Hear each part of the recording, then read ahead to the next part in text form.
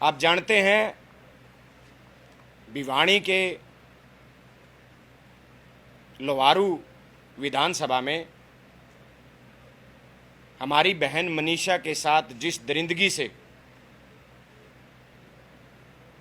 उसकी हत्या की गई, उसे किस तरीके से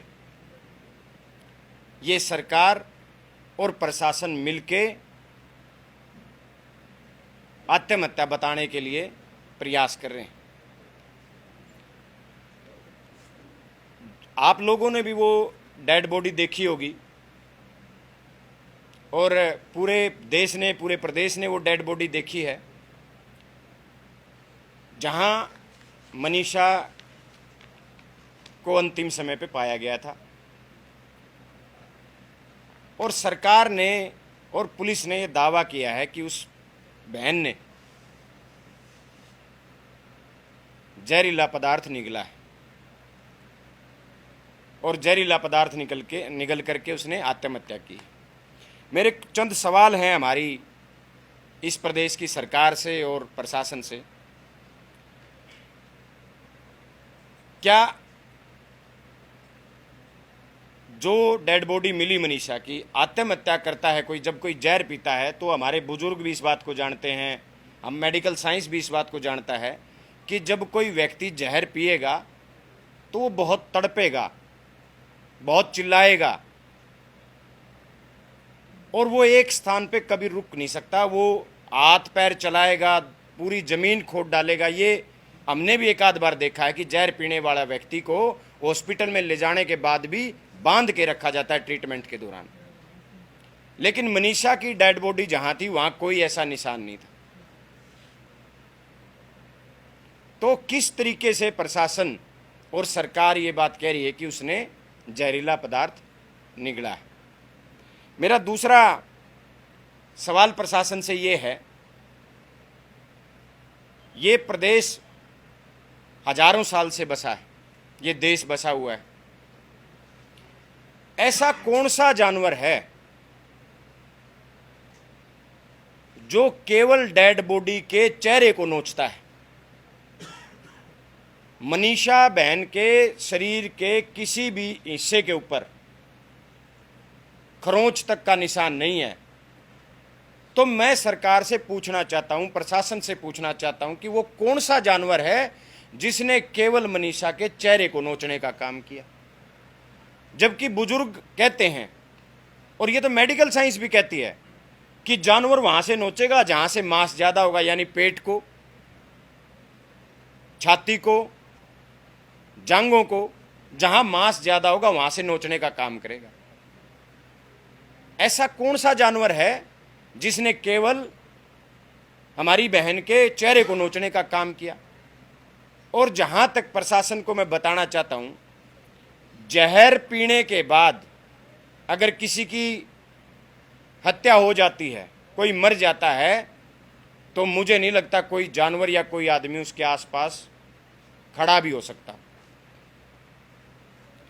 तीसरा जो मेरा सवाल है सरकार से, अगर मनीषा ने जहर खाया है तो ऐसा कौन सा जानवर है जिसने इतनी सफाई से हमारी बहन के इंटरनल जो ऑर्गेन्स हैं उनको गायब कर दिया? जो डेड बॉडी मिली उसके कपड़े सेफ, ये दिखाने के लिए कि कहीं ये लोग ये ना सोचें कि इसके साथ बलात्कार हुआ है। आपने मनीषा के चेहरे को देखा होगा। जिस मनीषा के आपने चेहरे को देखा और जिस तरीके से उस चेहरे के हालात थे, वो एक ही कंडीशन में हो सकते हैं कि कोई एसिड या कोई ज्वलनशील पदार्थ उसके चेहरे पे डाला जाए। कौन सा ऐसा जानवर था जिसने इतनी सफाई से शरीर से गर्दन अलग करने का काम किया?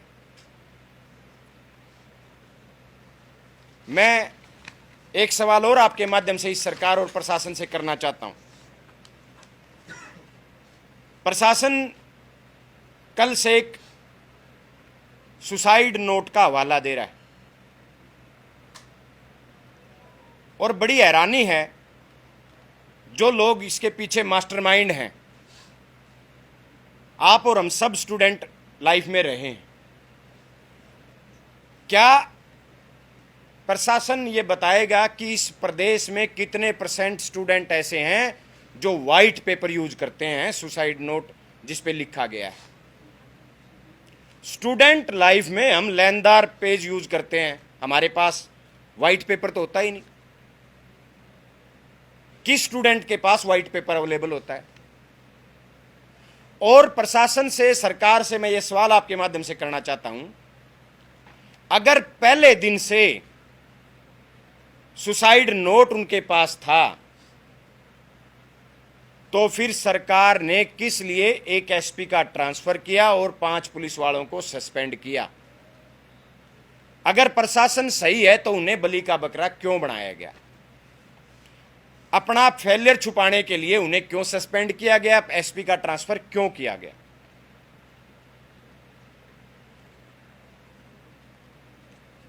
सबसे जो मेन बात मैं जो अब आपके सामने करना चाहता हूं, अगर सुसाइड नोट प्रशासन के पास पहले दिन से था, पुलिस के पास पहले दिन से था, तो पहले ही दिन उसे जारी करके क्यों नहीं इस टकराव की स्थिति से निपटा गया जो आज हरियाणा सरकार या प्रशासन और हरियाणा की जनता के बीच जो टकराव की स्थिति बनी हुई है? इन सब कारणों के पीछे मुझे यह जवाब आपके माध्यम से मैं चाहूंगा कि सरकार और प्रशासन जवाब देने का काम करे। और जो ये सब बातें सामने निकल के आई हैं, जो ये कारण सामने निकल के आए हैं, ये केवल अकेले मेरे कारण नहीं, इसे पूरा देश और पूरे हरियाणा प्रदेश की जनता जानना चाहती है। इन सब मामलों में एक जिक्र बार बार आ रहा है, जो एक अहम बात है, उसी क्षेत्र के एक मेडिकल कॉलेज का बार बार जिक्र किया जा रहा है। वो मेडिकल कॉलेज की जो मैनेजमेंट है, मैं प्रशासन से सवाल चाहता हूं, वो मेडिकल कॉलेज जिसका जिक्र बार बार लोग कर रहे हैं, क्या पुलिस ने उसकी मैनेजमेंट से या उसके स्टाफ से कोई पूछताछ की है? क्या पुलिस को वहां से कोई सीसीटीवी फुटेज मिली है या ली गई है? उस कॉलेज की मैनेजमेंट का इस बीच क्या रोल रहा? कौन कहां था? हमारी बहन जो मनीषा है वो कॉलेज गई, उसकी जाते हुए की सीसीटीवी फुटेज मिलेंगी, वो आई है, उसकी आती हुई की सीसीटीवी फुटेज मिलेंगी। तो क्या कॉलेज ने प्रशासन और पुलिस को वो उपलब्ध कराई हैं? अगर कराई हैं तो उन्हें सार्वजनिक किया जाना चाहिए। इन सब मुद्दों से एक बात जो साबित होती है वो ये साबित होती है कि इनके पीछे किसी न किसी बहुत बड़ी ताकत या बहुत बड़े आदमी का हाथ है, जिसे ये सरकार और जिसे ये प्रशासन लगातार बचाने का प्रयास कर रहा है। इसीलिए ये सरकार और प्रशासन मिलकर के इस जघन्य अपराध को, इस हत्या को, इस दरिंदगी को आत्महत्या बता रहा है। ऐसी सरकार की, इस प्रशासन की कौन सी मजबूरी है? किस बड़े आदमी को यह सरकार या प्रशासन बचाना चाहता है जिसे ये इस अपराध को लगातार छुपा रहे हैं? हम कह रहे हैं ये बात, लोग कह रहे हैं ये बात, हरियाणा की जनता कह रही है ये बात कि मनीषा की हत्या हुई है और हत्या के बाद उसके शव को वहां फेंका गया है। क्योंकि जो मैंने पहले आपको बताया, जहर पीने वाला व्यक्ति तड़पेगा, चिल्लाएगा, वो तो आवागमन की जगह है। क्यों नहीं 2 दिन तक किसी को पता चला, या उसकी उसकी आवाज है क्यों किसी को सुनाई नहीं दी? लेकिन मैं एक बात आपके माध्यम से इस सरकार को कहना चाहता हूं।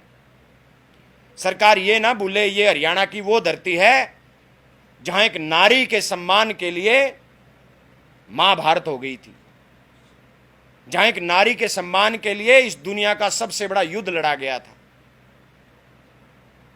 आज हरियाणा प्रदेश की जन जन चाहता है, हर वर्ग चाहता है कि मनीषा के हत्यारों को सामने लाया जाए और उन्हें इतनी कठोर से कठोर सजा दी जाए ताकि भविष्य में कोई हमारी बहन बेटी के साथ ऐसा करते हुए 1,00,000 बार सोचे। लेकिन हैरानी इस बात की है कि जो लोग बेटी बचाओ बेटी पढ़ाओ का नारा देते हैं, उनकी विचारधारा तो कभी बेटी बचाने की रही नहीं। वो तो सत्ता में बैठ करके हमारी बेटियों का, हमारी बहनों का शोषण करने का काम करते हैं। सत्ता में बैठे कौन है? जिस भाजपा के वर्तमान प्रदेश अध्यक्ष के ऊपर हमारी एक बहन ने बलात्कार का आरोप लगाया और उस मामले को दबा दिया गया। ये वही सत्ता है, ये वही लोग, वही नेता हैं जहां एक इनके पूर्व खेल मंत्री पर पूर्व की सरकार में उन्हीं की एक महिला कोच ने छेड़खानी का आरोप लगाया और उस समय के मुख्यमंत्री ने विधानसभा में बड़ी दिलेरी से यह कहा कि कुछ भी हो मैं इनका इस्तीफा नहीं लूंगा। यह वही पार्टी है जहां एक सरपंच को, एक महिला सरपंच को अपनी बात कहने के लिए भी इनके पूर्व मुख्यमंत्री के सामने, जो एक औरत की सबसे बड़ा मान सम्मान, जो इज्जत होती है, दुपट्टा, एक मुख्यमंत्री के चरणों में रखना पड़ गया था। ये वही पार्टी है जिनके राज्यसभा के सांसद रामचंद्र जांगड़ा, जो पहलगाम के शहीदों की विधवाओं को कायरता का नाम देते हैं। ये वही पार्टी है जिनके नेता ऑपरेशन सिंदूर के नाम पे वोट तो लूटने का काम करते हैं, लेकिन ऑपरेशन सिंदूर को लीड करने वाली हमारी जो बहन सोफिया थी, उन्हें आतंकियों की बहन बताने का काम करते हैं। ये वही पार्टी है जिन बहनों ने, जिन महिला पहलवानों ने पूरी दुनिया में हमारे देश का गौरव ऊंचा किया हो, सर ऊंचा किया हो, देश की राजधानी में उन महिलाओं को, उन हमारी बेटियों को, हमारी बहनों को बाल पकड़ करके सड़क पे घसीटने का काम जिस पार्टी, जिस सत्ता ने किया। तो मैं मनीषा हत्याकांड के ऊपर जो सवाल मैंने आज आपसे किए हैं, मैं सरकार और प्रशासन से ये जवाब चाहता हूं। और रात को ही मुख्यमंत्री जी ने एक ट्वीट किया कि हमने जो जांच है वो सीबीआई को सौंप दी। इसका स्पष्ट अर्थ है कि मुख्यमंत्री जी ये मान चुके हैं कि हरियाणा की सरकार अपराध रोकने में विफल है और अपराधियों को ढूंढने में भी विफल है। इसलिए मुख्यमंत्री जी अपनी जिम्मेवारी से भाग करके इस केस को सीबीआई को सौंपने का काम किया है।